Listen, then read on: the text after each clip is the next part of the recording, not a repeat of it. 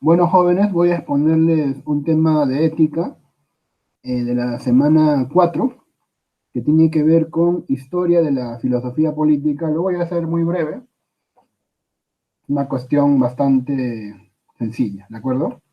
A ver, miren, filosofía política, ¿sí? Eh, ¿Qué sucede? A ver, ¿no? ¿Qué sucede con ese gráfico? A ver, Eh, los que protestan, ¿no? Los que protestan. Por ejemplo, ¿no? Ahí hay una proporción, ¿no? Los sectores A y B, ¿no? Eh, por ejemplo, ¿no? Ahí los ves. Eh, en el sector C ves hay una proporción, ¿no?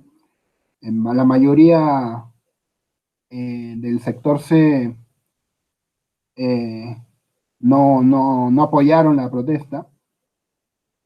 eh, y los sectores D y E, al parecer, muy pocos, ¿no? Muy pocos participaron en una protesta, según al menos estas estadísticas, ¿no? En esta marcha, ¿no? De la generación que hubo del Bicentenario. Curiosamente, ¿no? ¿Qué más? A ver, mira esta discusión, ¿no? Debemos crear una nueva constitución, ¿no? Eso ya lo dijiste, ¿qué más sabes?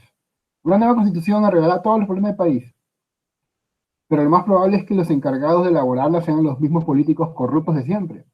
¿No sería más seguro reformar los artículos que nos parezcan injustos? Seguro que es un acaudalado conservador explotador sirviente de la clase política. Alguien debe haber aleccionado a este niño. Esa es ¿no? Una crítica a la típica retórica socialista, comunista, ¿no? Que, bueno, dice que todo depende de la Constitución. Y acá hay otro dibujo, otra imagen, ¿no? Cómo Fujimori cambió nuestra Constitución, ¿sí? ¿Cómo la cambió? Eh, por ejemplo, solamente para muestra un botón, ¿no? El Estado reconoce la estabilidad laboral en la de 79. Y luego 93 que dice, flexibilización laboral. El trabajador pierde el derecho a la estabilidad laboral, ¿sí? O sea, te pueden botar de un trabajo, no necesariamente te van a avisar previamente, ¿no? Bueno, por si acaso, ¿no? El tema de la constitución está ahí, en fin. Algo peor que un político corrupto es un ciudadano que los defienda. ¿O qué opinan ustedes? Cuando robas cosas del lugar donde estudias y se dan cuenta, ¿significa que van a expulsarme? Pero estás estudiando política. Al contrario, estás dentro, ¿no? Pareciera que la política fuera robar, ¿no? Estamos desencantados.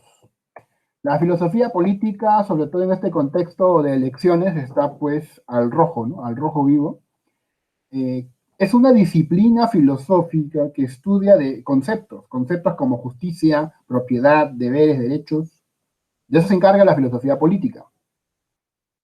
Tiene sus tareas, como toda parte de la filosofía, por ejemplo, criticar creencias políticas, definir conceptos políticos, plantear qué obligaciones tiene el Estado, plantear qué obligaciones tienen los ciudadanos, o podrían tener, o deben tener, ¿sí?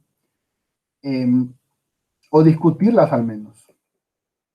La filosofía política eh, ha estado acompañando al pensamiento filosófico desde sus inicios, desde los griegos, ¿no? Desde los griegos hablamos de política, ya por ejemplo con la República de Platón, que es una obra de política, ¿sí? Hasta nuestros días, hasta nuestros días. Por ejemplo, Platón era un idealista utópico. Platón era un idealista, ¿no? Él era un comunista, ¿no? Platón era un comunista, claro que sí, ¿no? Él planteaba la eliminación de la propiedad privada, ¿no? Eso lo dice Platón, ¿no? En su república ideal, ¿no? En su república ideal, este, Platón sostenía que una clase gobernante debe ser la que más sabe, debe ser la que tiene más conocimientos y se debe dividir a la sociedad en partes, ¿no? El pueblo, los guerreros y los filósofos. y en base a ese orden se puede gobernar mejor. Platón, ¿no? Tenía pues esa convicción. Platón nos habló de esa manera. Él era un idealista, él vio a la sociedad como un organismo, como si fuera una colmena de abejas, ¿no? Donde cada abeja sabe qué hacer o qué debería hacer para que todo funcione bien. Bueno, ese fue el pensamiento de Platón, que por cierto critica la democracia, porque la compara con una nave de locos que ha caído en manos de su tripulación amotinada. Así es la democracia para él, ¿no? O sea, un barco, mejor, un barco está yendo a la deriva hacia un lugar y lo dirige bien un capitán. ¿Y qué pasaría si la gente, los marineros, se organizan para votarlo? ¿Por qué? Porque este capitán se cree mucho y nosotros podemos votarlo y podemos apoderarnos del barco y lo hacen, lo votan y finalmente ahora el barco es de todos los marineros, el capitán lo votaron. ¿Qué pasará con ese barco? Que está siendo guiado por marineros que apenas saben sacarle la tripa a los peces. ¿Qué va a pasar? Se va a ir a naufragar, va a colapsar. Y eso para Platón, eso es democracia. La democracia es el gobierno de los necios que prometen a los ignorantes lo que no pueden cumplir y arrastran a todos al desastre. De otra forma de pensar era Aristóteles. Aristóteles era más empírico. Aristóteles estudió constituciones, hizo estudios, ¿eh? O sea, viajó a diferentes lugares o mandó a viajar y recolectó las constituciones y las estudiaba, haciendo estudios empíricos para saber cómo organizaban su vida los demás países, ¿no? Las demás ciudades en su época. Para Aristóteles el hombre es un animal político, es un animal que vive en ciudades, que se organiza, que elabora una agenda política. Tiene cuatro causas el Estado. El Estado. Su causa formal es el conjunto de las leyes. Su causa material son los ciudadanos y los recursos. Su causa eficiente es el gobernante y su causa final, o sea, el para qué, es la felicidad. Según Aristóteles, el Estado tiene un para qué, una finalidad. ¿Cuál es la finalidad? Conseguir nuestra felicidad. Para eso deberíamos nosotros exigirle al Estado que haga las cosas bien, para que nos logre nuestra felicidad. Bien. Aristóteles, como te dije, estudió diferentes formas de gobierno, la monarquía, la aristocracia, la república, que es la que él más prefería, ¿no? La república.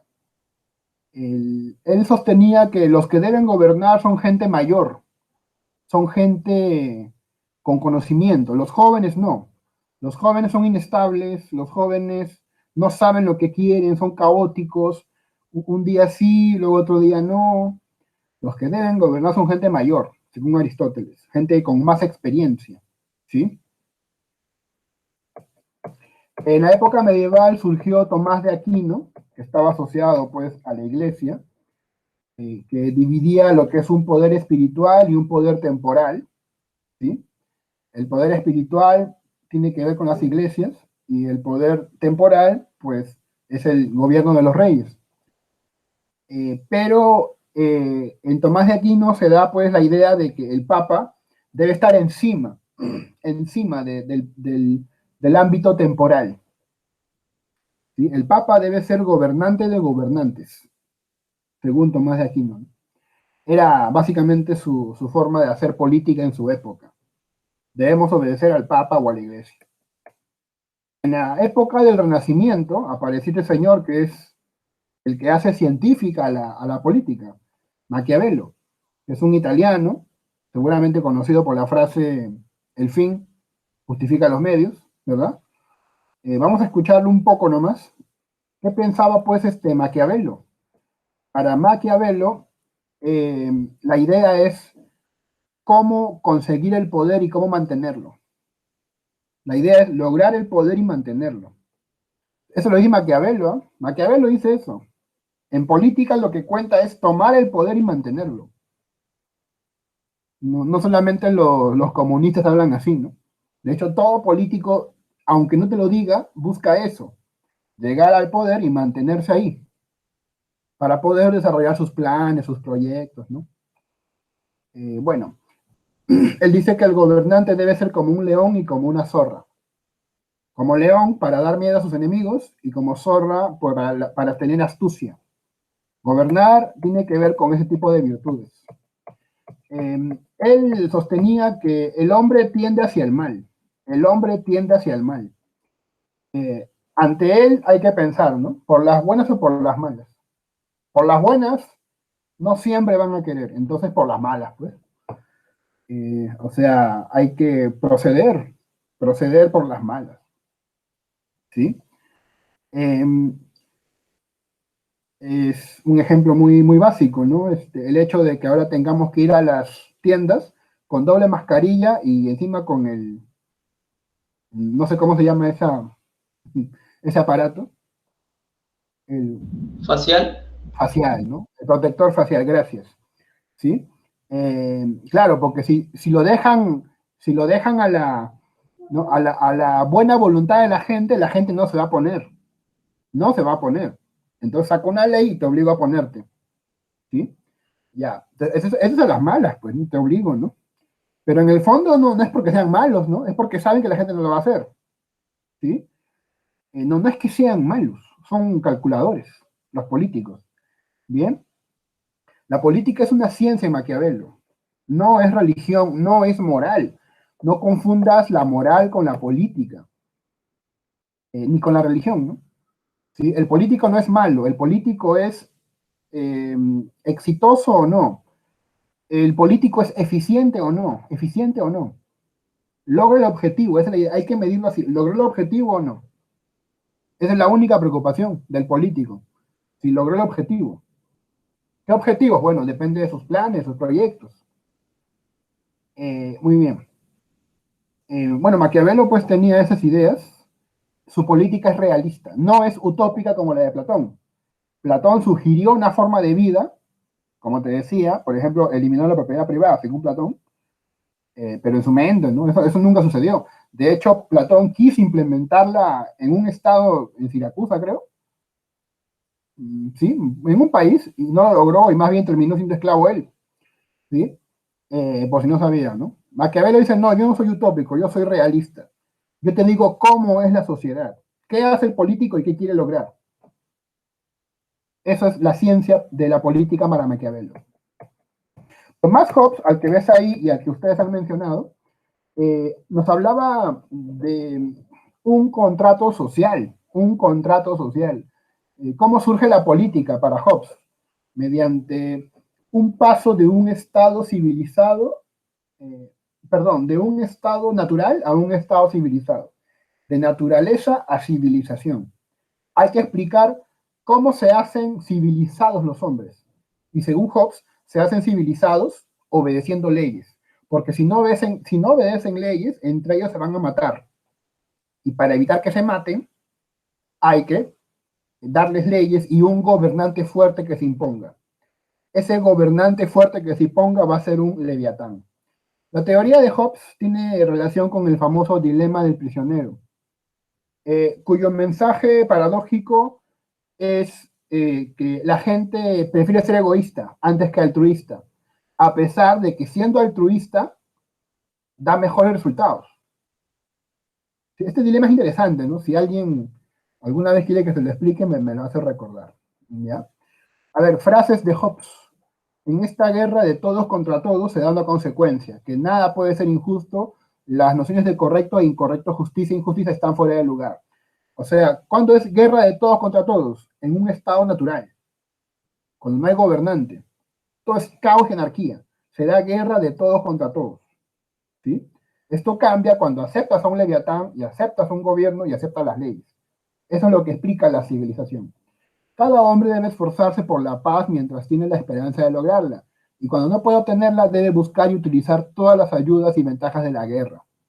Bueno, esta es otra frase de Thomas Hobbes en El Leviatán. Ahí está, ¿no? Esa es la imagen de la portada de su libro Leviatán. Según Hobbes, ese es el Leviatán. Si tú miras la ropa de este rey, está hecho de pequeños humanos, ¿sí? Son pequeños humanos sometidos a este gran monarca fuerte, según Hobbes. El Leviatán debe ponernos orden. La obediencia implica protección. Porque te quiero, te voy a poner limitaciones. Porque quiero que sobrevivas, te pongo limitaciones. Para que no te mates entre tú y tu prójimo, te voy a poner una ley, ¿no? Ese es el Leviatán. Bueno, otro conocido contractualista fue Jean-Jacques Rousseau. Él también, ¿no?, planteó un contrato social, o sea, explicó cómo se pasa del estado de naturaleza al estado civilizado. Pero él tiene otro punto de vista. Para Jean-Jacques Rousseau, el estado civilizado se establece a través de la propiedad privada. Todas las leyes, según él, se hacen para privilegiar ese concepto, ¿sí? El estado de civilización surge cuando se instaura este concepto y la gente se vuelve egoísta y más hipócrita, que es lo que se llama amor propio. En el estado de naturaleza, la gente no era egoísta, como decía Hobbes. Hobbes decía que sí, que se matan, que hay una guerra de todos contra todos. Rousseau dice que no, no es una guerra de todos contra todos. Los naturales viven de acuerdo a la naturaleza, son colaboradores, son buenas personas, entre ellos se ayudan, ¿sí? Eso era antes, pero con la propiedad privada surgió el egoísmo y es lo que llamamos civilización. Por eso una frase de Rousseau, ¿cuál es? El hombre nace bueno, pero la sociedad lo vuelve malo. Esta sociedad que tiene propiedad privada, esta sociedad que tiene un hombre corrupto y vanidoso. Y ni la cultura lo va a salvar, según Rousseau, ¿eh? Ni la cultura, ya no hay esperanza. ¿Sí? Bueno, podría haber un gran cambio, podría haber. Este gran cambio tiene que ver con una asamblea general, ¿no?, que es lo que plantean algunos, ¿no?, del partido del lápiz, ¿no? Una asamblea, una voluntad general que se va a reunir en una asamblea. O sea, ¿qué cosa es asamblea, no? ¿Sabes qué? Olvídate de Palacio de Justicia, de Gobierno y Legislativo. Vayamos ahorita, ¿no? Te estoy sugiriendo una idea, no lo hagas, ¿ya? Vamos ahorita a Plaza 2 de Mayo a reunirnos y a dictar las leyes que deben cumplirse, discutiendo con los grandes sabios del país sobre cómo se deben hacer las cosas. Deja de lado a los políticos, olvídate de ellos. Vayamos de frente con los sabios y también con la gente, con el pueblo, qué leyes quieren y que ellos decidan. Esa idea está en Rousseau. La gran asamblea, la voluntad general se va a manifestar en esta asamblea y ahora sí, después de este contrato, van a salir leyes que la gente debe obedecer porque ellos mismos la han impuesto. De ese modo es como se podría un poco paliar las consecuencias negativas que surgieron con la propiedad privada y con la civilización.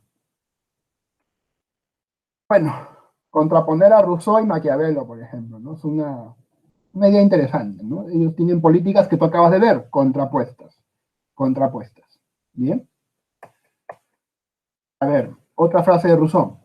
La igualdad no significa que todos tengamos la misma riqueza, fíjate, sino que nadie sea tan rico como para poder comprar a otro, ni que nadie sea tan pobre como para verse forzado a venderse. ¿Qué te pareció? Bueno, esta igualdad, dicen, es una idea falsa de especulación irrealizable en la práctica, precisamente porque la fuerza de las cosas tiende siempre a destruir la igualdad. La fuerza de la legislación debe siempre propender a mantenerla.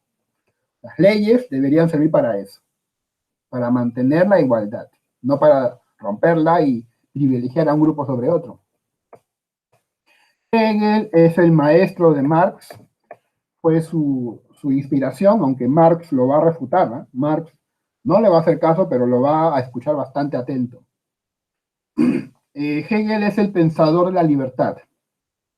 Él decía que la libertad solamente es posible cuando hay un gobierno, cuando hay unas leyes. O sea, tú debes acatar al gobierno y en base a eso, a tu obediencia a las leyes, serás libre. Libre no significa hacer lo que te dé la gana. Libre es hacer lo que la ley permite y no hacer lo que la ley prohíbe. Y ahí, en esa situación, eres libre. O sea, es posible ser libre con esas condiciones. La idea de libertad, según Hegel, se ha visto realizada poco a poco en la historia, poco a poco, ¿no?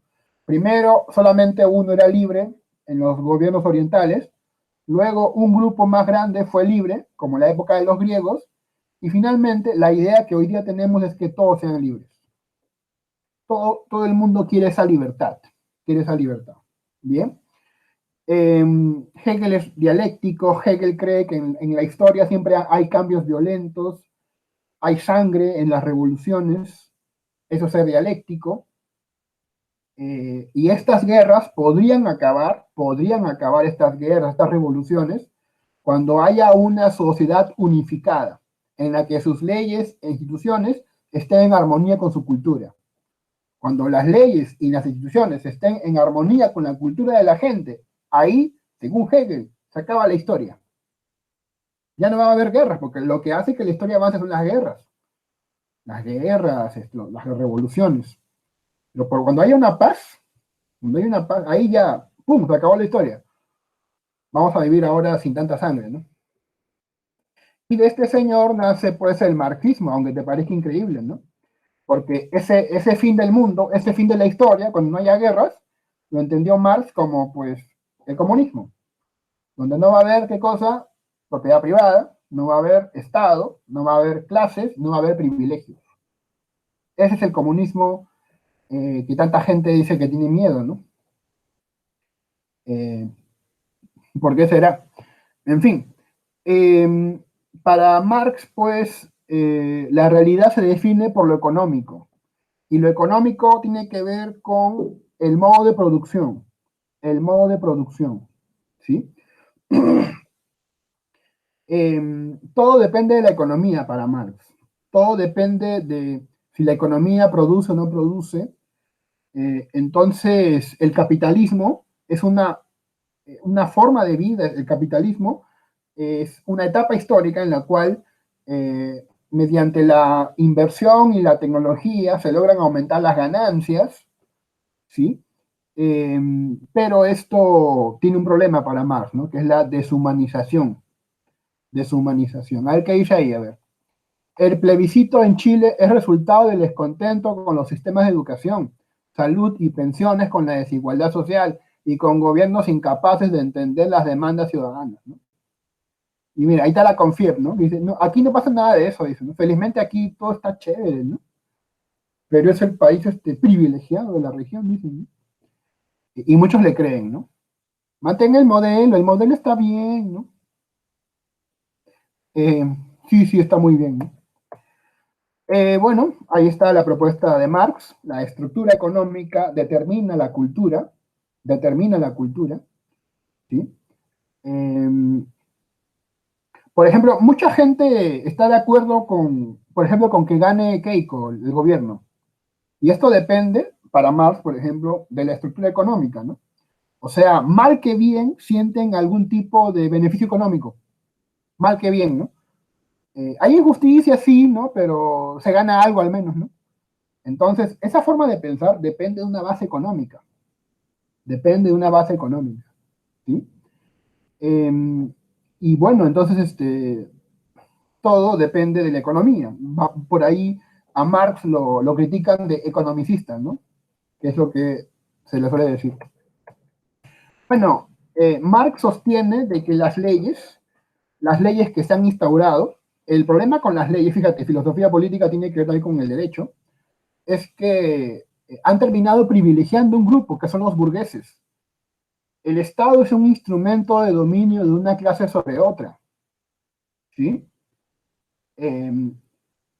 Por ejemplo, el tema de la plusvalía, ¿no? O sea, tú crees la plusvalía, ¿no? Que si tú trabajas y produces que tu patrón gane 100 soles, tú crees que está bien que él te dé 20 soles. Y argumentas, no, es que mi patroncito tiene su pollería, pues, él paga alquileres, ¿no? No sé qué, él es bueno, él me da trabajo porque él es bueno, ¿no? Por eso, pues, que me pague 20 soles. Pues por cada 100 que yo le produzco, que me pague 20, pues está bien, ¿no? Pero realmente, ¿te está pagando 20 o tú le estás pagando 80?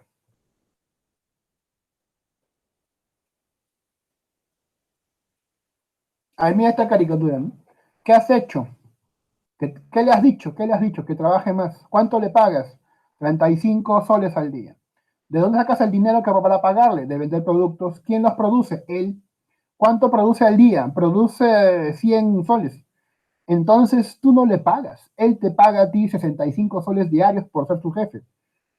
Pero yo soy el propietario de las máquinas. ¿Y cómo compraste las máquinas? Vendí los productos y entonces compré las máquinas. ¿Y quién hizo los productos?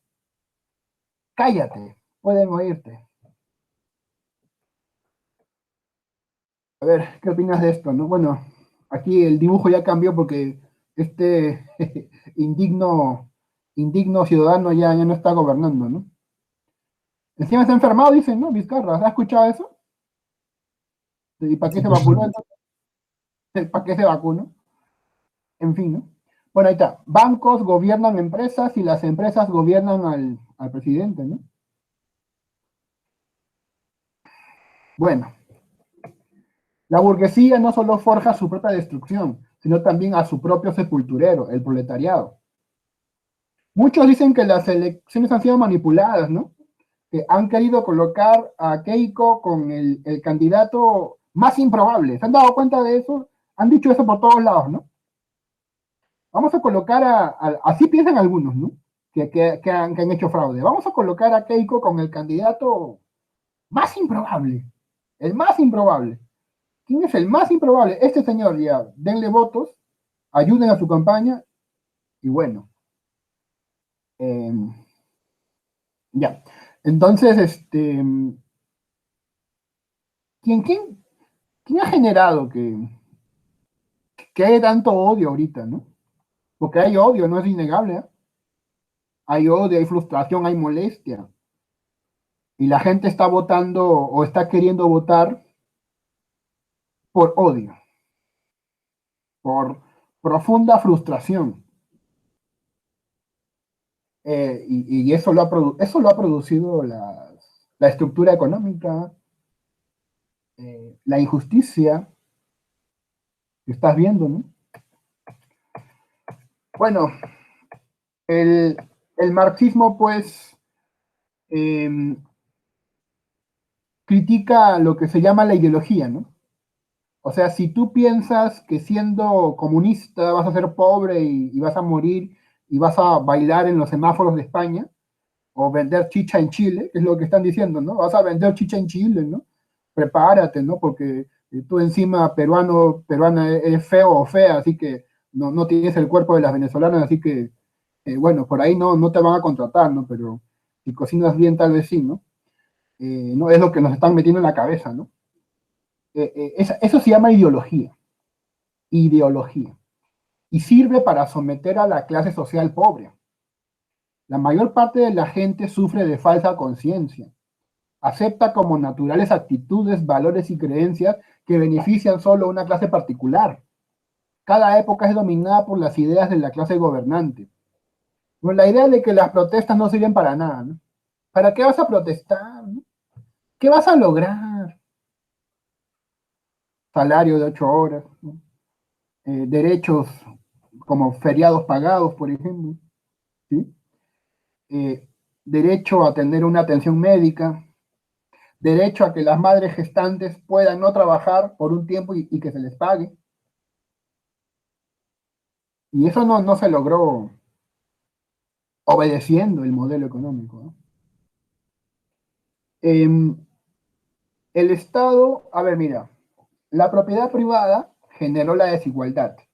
Gente que trabaja y gente que puede no trabajar, que son los dueños de las fábricas, digamos. Esta desigualdad genera clases sociales. Eh, ¿Y quién hace que estas clases sociales se mantengan separadas y cada quien en su sitio? El Estado. El Estado hace posible que el pobre cada vez sea más pobre con la plusvalía y que el rico cada vez sea más rico. ¿Sí? El Estado mediante, o sea, piensa tú, ¿no? colegios nacionales en mal estado. La UNI nacional, ¿no? La UNI debería ser pues, una universidad de punta, ¿no? Cuando tú quieras ver el nivel de una universidad nacional, anda a sus baños, ¿no? Y si te das cuenta que no hay papel higiénico es porque, o jabón, ¿no? O a veces no hay agua, o cierran el baño, ya sabes qué sacar, ¿no? O sea, ¿por qué mi gran universidad no tiene, aunque sea un buen baño, ¿no? Y en cada facultad, porque hasta en San Marcos, te juro que cuando yo estudiaba en San Marcos, yo me iba al baño de administración, ¿no? Porque es más presentable, ¿no? ¿Por qué? Colegios públicos malos, hospitales públicos pésimos. ¿Por qué? Para que se mantenga ahí, pues, ¿no? Ah, ya, pero quiere privado, que pague entonces, ¿no? Que pague. No puede pagar porque el patrón le gana, no le paga mucho. Una mala suerte, pues. Mala suerte, ¿qué voy a hacer? No te puedo atender porque el médico no trabaja gratis. Pero señor, debe tener ética profesional, para eso estudió medicina. No, él estudió sí para atender, pero para que le paguen por eso. Ya, esa es la ética profesional en la época capitalista, ¿no? Trabajo si me pagas. Si me pagas, trabajo, ¿no? Eh, y bueno, entonces Marx pensó todas estas ideas, él cuestionó al Estado, por eso deben eliminarse al Estado. Al Estado hay que eliminarlo para que ya no haya diferencias de clases. Y así se pueda generar un cambio, según él al menos, ¿no? Ay, mira, el buen teleesclavo ya no solo pone su trabajo, sino que aporta sus propios recursos. Pone su computador, paga la conexión a internet, paga electricidad y está disponible 24/24. No es suficiente con que ponga la fuerza de trabajo, además tiene que poner los medios de producción. Justo en la ideología capitalista, a ver, ¿qué dice arriba? ¿No? Adam Smith dijo esto. Adam Smith es, digamos, el fundador del capitalismo, ¿no? Donde quiera que hay una propiedad, donde quiera que hay gran propiedad, hay gran desigualdad. Por cada hombre rico debe haber por lo menos 500 pobres. Esta disposición a admirar y casi a idolatrar a los ricos y poderosos y a despreciar o como mínimo ignorar a las personas pobres y de condición humilde es la principal y más extendida causa de corrupción de nuestros sentimientos morales. Adam Smith. La destrucción de propiedad no es una buena forma de protestar, ¿no? Mira ese rojo comunista. ¿Quién es ese rojo comunista que está tirando al piso las cosas? El Jesus, profe. El Jesus, pues. Dale like al Jesus. Viva, Jesus era rojo. Rótala, profe, rótala. Así es, ¿no? Me quema el dedo. Muy bien. Esto ya lo dijo Lenin, esto lo va a decir Lenin, ¿no? Lenin hace un estudio de cómo llegar a ese comunismo, ¿no?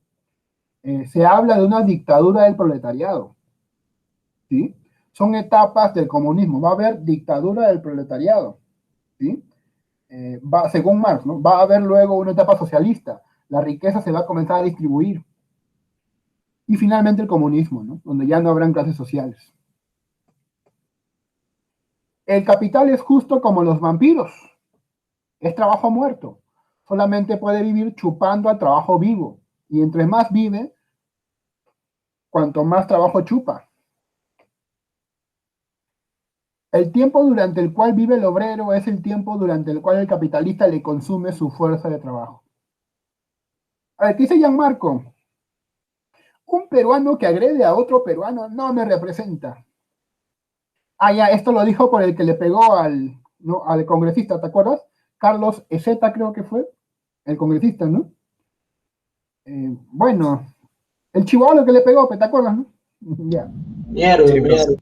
Claro, también, ¿no? Like al pegalón ese. ¿Qué dice José Carlos Mariátegui? El artista que no siente las agitaciones, las inquietudes, las ansias de su pueblo y de su época, es un artista de sensibilidad mediocre, de comprensión anémica. Mariátegui. Está Gianmarco en Miami, no sé en dónde. En fin, pues. Me pasé, ¿no? Bueno, gracias. Voy a apagar esto.